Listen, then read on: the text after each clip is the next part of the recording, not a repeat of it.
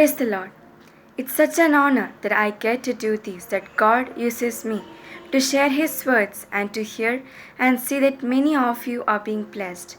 All glory to God alone. Today, I would like to share something that the ministry of Jesus, the scripture from Mark chapter 3, verses 7 to 19.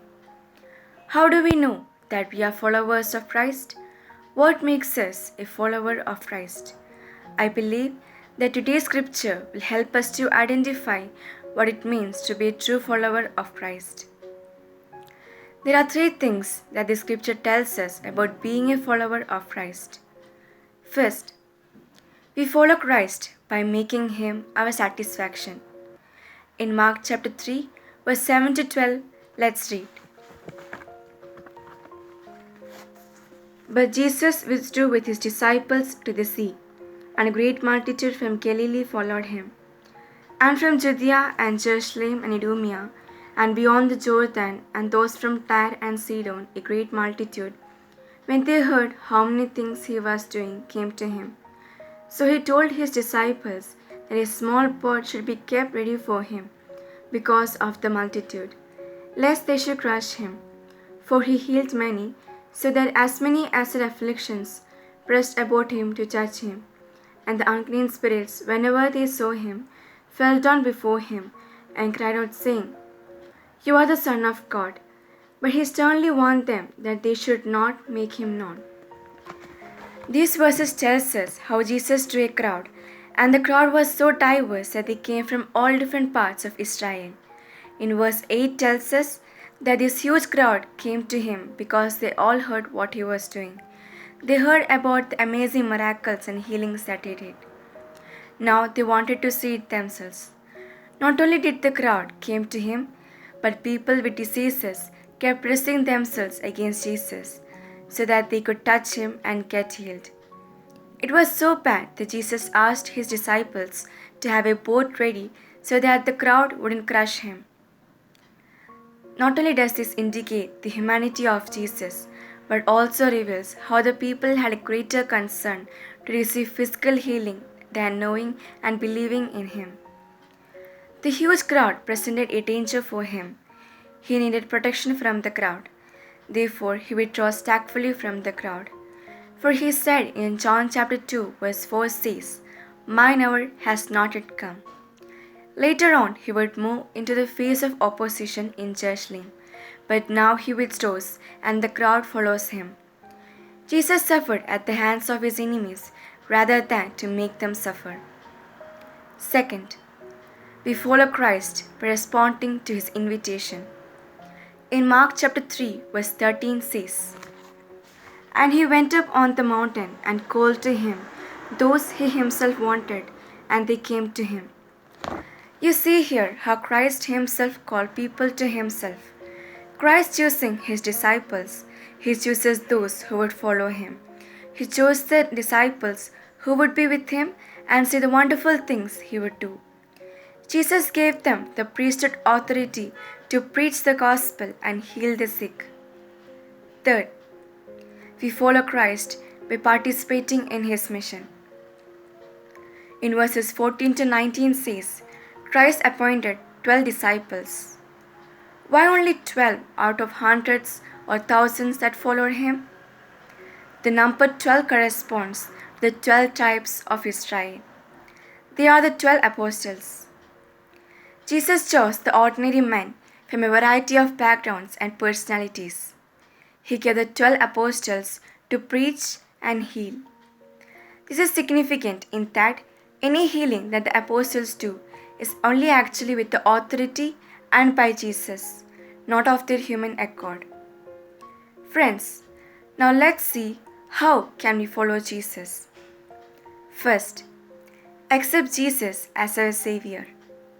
The first thing we must accept Jesus as our Lord and Savior. In John chapter 14 verse 6 says, I am the way, the truth, and the life. No man come unto the Father but by me.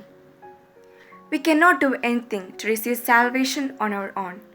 By accepting Jesus Christ as our Savior, He forgives our sins, delivers us from the fear of death, and love you unconditionally. Accept Jesus Christ and experience His power, presence, wisdom, strength, and guidance. All you need to do is open your heart and soul to Him and accept His sacrifice for you. Then continuously seek His will in your life. Ask Him to give you the wisdom, strength, and determination to live a whole Christian life. Second, love God. In Mark chapter 12, verse 30 says, Jesus said, "You shall love the Lord your God with all your heart, with all your soul, with all your mind, and with all your strength. This is the first commandment." God comes first in everything. God loves us through our prayers and actions. Remember, without God, we wouldn't have anything at all. There will be no eternal life in heaven, no hope, no peace, no joy, and no future. Third, to follow Jesus, we should love others. In Mark chapter 12, verse 31 says, Jesus said, "You shall love your neighbor as you love yourself." Loving others is essential in Christian life. The simple greatest way to represent Christianity is love each other. Love your enemies, bless them, that curse you do good to them, that hate you, and pray for them which despitefully use you and persecute you. Fourth, love yourself. You can't love your neighbor if you don't love yourself. Fifth, we should pray. Prayer is the most important thing in our Christian life. Prayer is the chance to spend time with God and truly understand Him. It is the chance to spend time, share how much you love Him, confess your sins, ask Him for forgiveness, thank Him for the blessing, and ask Him what you need as well as what others need. Sixth, to follow Jesus, we should know the Bible. To follow Jesus, we should read the Bible. Having a personal relationship with God starts with hearing the Word of God. If you have access to Bible, read it and learn more about Him. Seventh, trust in God. To follow Jesus, we need to trust God with all our heart. Even during hard times, when many often turn on God because we lost hope, we need to trust Him. God always knows the best. It's time to trust. And the last point, be obedient when God calls on you. When you're obedient, it proves your love and faith.